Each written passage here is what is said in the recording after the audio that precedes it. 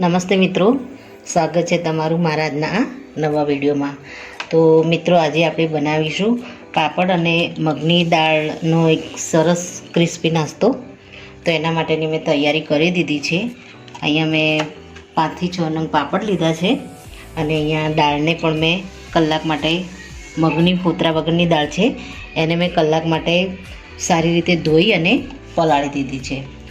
તો આ દાળને પહેલાં તો આપણે મિક્સરમાં ક્રશ કરી દઈશું. તો પ્રથમ આપણે મિક્સરમાં દાળને એડ કરીશું.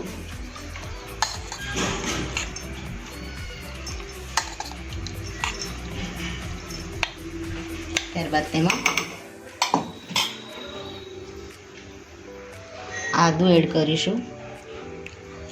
એક નાનો ટુકડો આદું મેં સમારીને લીધું છે, એને એડ કરીશું. 6 થી 7 કળી આપણે લસણની એડ કરીશું આમાં. અને 2 મરચાં લીધા છે, એને પણ આપણે આમાં એડ કરી દઈશું. આ રીતે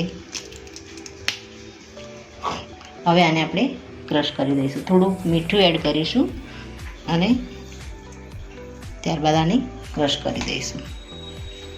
તો મિત્રો, આપણું આ બેટર રેડી થઈ ગયું છે. હવે આમાં આપણે મસાલા બીજા એડ કરીશું. તો સૌપ્રથમ 1 ચમચી ચણાનો લોટ એડ કરીશ. ત્યારબાદ 1 ચમચી ચોખાનો લોટ.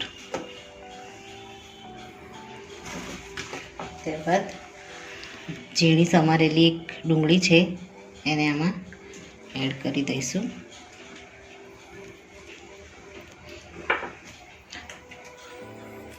મીઠું આપણે એડ કર્યું છે, આપણે ટેસ્ટ કરી અને પાછું મીઠું એડ કરીશું અંદર.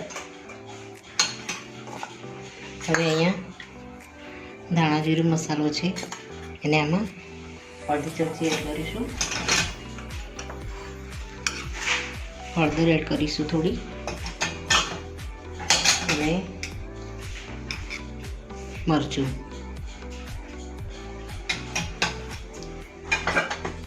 આને બરાબર મિક્સ કરી દઈશું.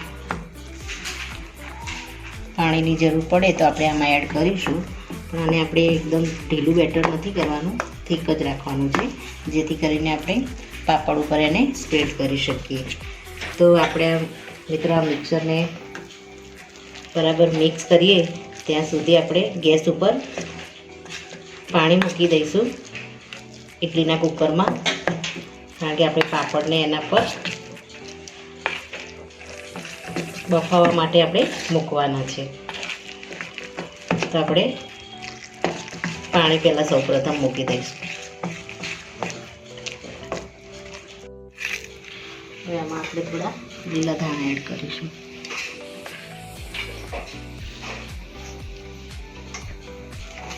ત્યારબાદ થોડું મીઠું એડ કરીશું. હવે આને બરાબર મિક્સ કરી દઈશું. હવે આપણે પાણી મૂકી દીધું ગેસ ઉપર વાસણમાં. હવે આપણે થાળીને મેં તેલ લગાવીને તૈયાર જ રાખી છે. હવે થાળીમાં આપણે પહેલાં તેલ લગાવીને તૈયાર રાખી છે, અને આપણે સૌ પહેલાં નીચે એક પાપડ મૂકીશું. એના ઉપર આપણે આ બેટરને પ્રેસ કરી દઈશું, લગાવી દઈશું.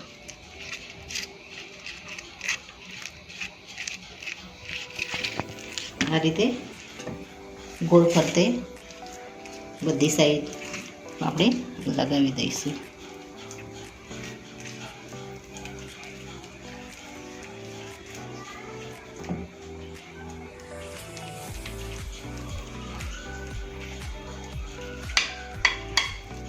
બધી સાઈડને આપણે કવર કરી દઈશું બેટરથી.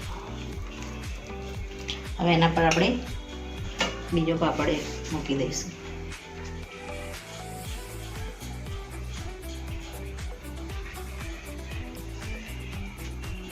આની ઉપર પણ આપણે બેટરને સ્પ્રેડ કરી દઈશું.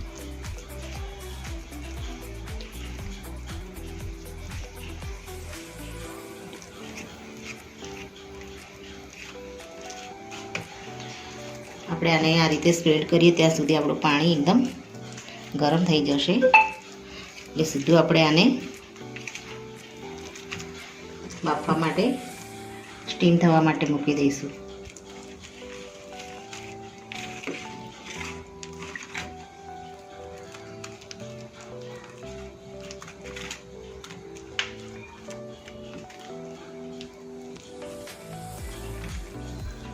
હવે આની પર આપણે બીજો એક પાપડને મૂકી દઈશું.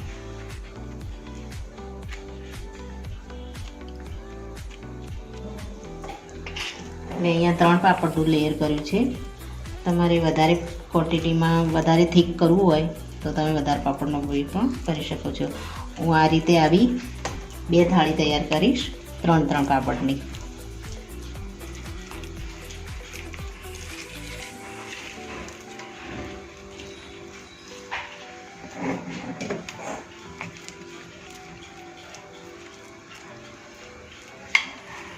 આ રીતે ગોળ ફરતે આખા પાપડને આપણે કવર કરી દઈશું.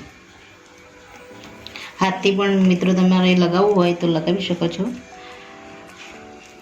આમાં મેં ચમચીથી સ્પ્રેડ કર્યું છે. તો તમે જોઈ શકો છો કે આપણે પાપડ ઉપર બધું બેટર આપણે સારી રીતે સ્પ્રેડ કરી દીધું છે. હવે આને આપણે સ્ટીમ કરવા માટે મૂકી દઈશું.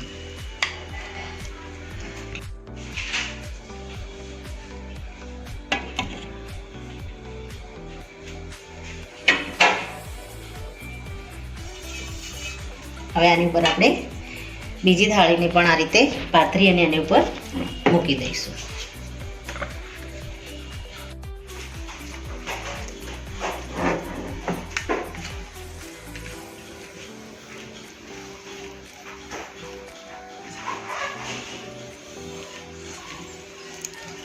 નીચે આપણે થાળીમાં તેલ લગાવ્યું છે એટલે પાપડ નીચે ચોંટી નહીં જાય અને નીચેથી પણ સરસ રીતે આપણા પાપડ શેકાઈ જશે.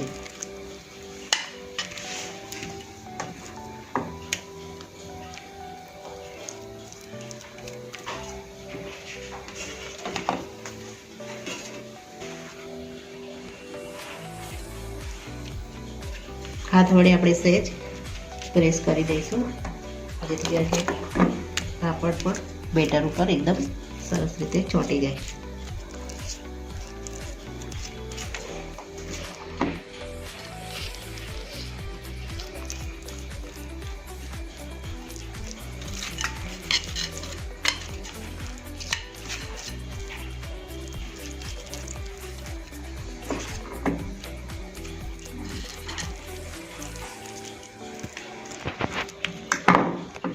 આની પર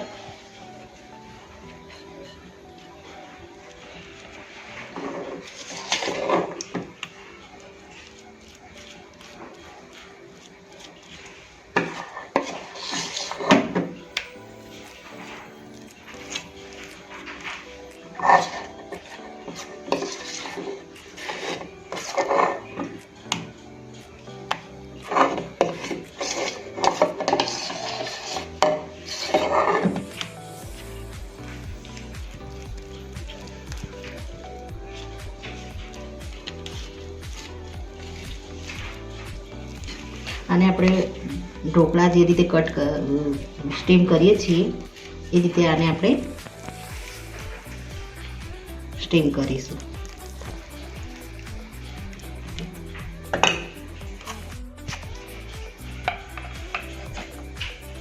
હવે આને આપણે ઢાંકી દઈશું. 10 મિનિટ માટે આને સારી રીતે સ્ટીમ થવા દઈશું.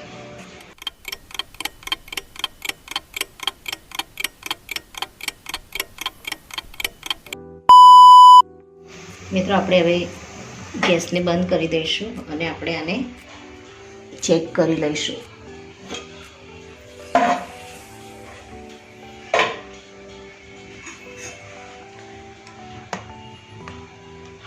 હા, એકદમ સરસ ચડી ગયા છે.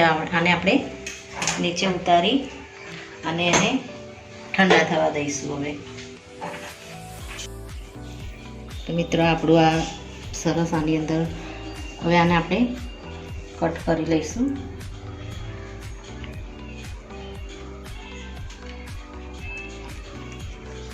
આ રીતે કટ કરી અને આપણે આને ઠંડુ થવા દઈશું. ત્યારબાદ ઠંડુ થાય એટલે આને આપણે ડીપ ફ્રાય કરવાનું છે. આ રીતે આપણે પીસ કરી લઈશું તો જલ્દી આપણું આ ઠરી જશે.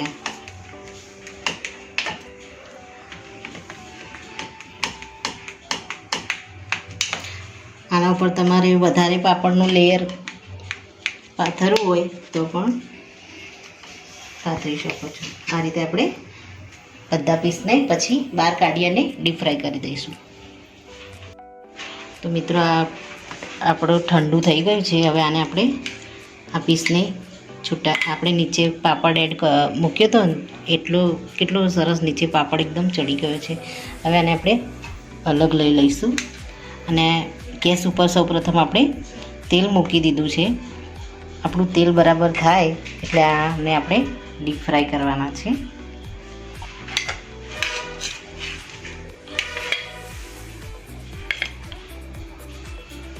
આપણું આ રીતનું ઉપરથી આ દાળવાળું લેયર અને પાછળ પાપડવાળું આ રીતે એકદમ. હવે આને આપણે ડીપ ફ્રાય કરી દઈશું.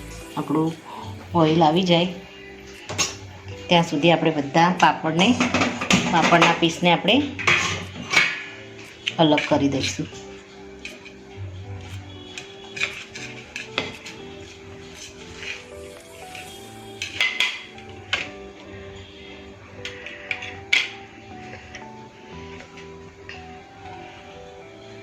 મિત્રો આ નાસ્તો ખાવામાં એકદમ ખૂબ જ સરસ લાગે છે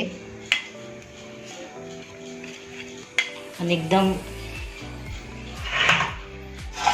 નાસ્તા માટે આપણે બહાર ક્યાંક લઈ જવું હોય તો પણ એના માટે પણ બહુ સરસ છે. મિત્રો આપણે બધા પીસને છૂટા પાડી દીધા છે. આ રીતે આપણા પીસ રેડી થઈ ગયા છે. હવે આને આપણે આપણું તેલ આવી ગયું છે એમાં આપણે મસ્ત સરસ ક્રિસ્પી એવા ડીપ ફ્રાય કરી દઈશું.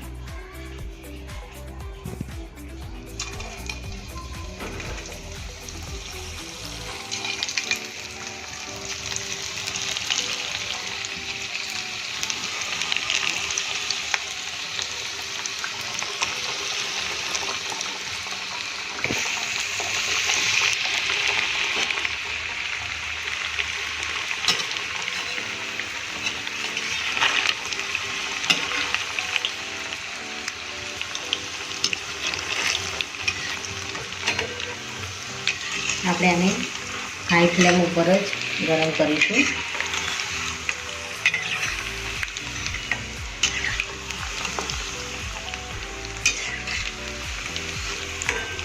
જેથી કરીને આપણા પાપડમાં જે 2-3 લેયર કર્યા છે એની અંદર સારી રીતે તેલ ગરમ ભરાઈ અને સરસ રીતે તળાઈ જાય.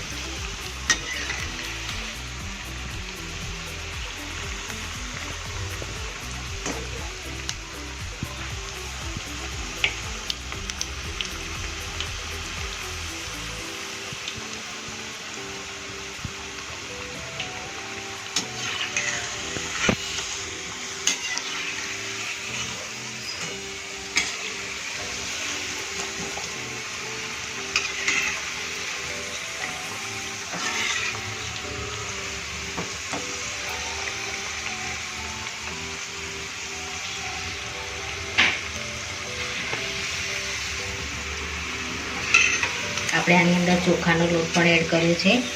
એના કારણે એકદમ ખસ્તા અને એકદમ ક્રિસ્પી રીતે આપણું આ ફ્રાય થઈ જશે. હવે આ ફ્રાય થઈ ગયા છે અને આપણે બહાર લઈ લઈશું.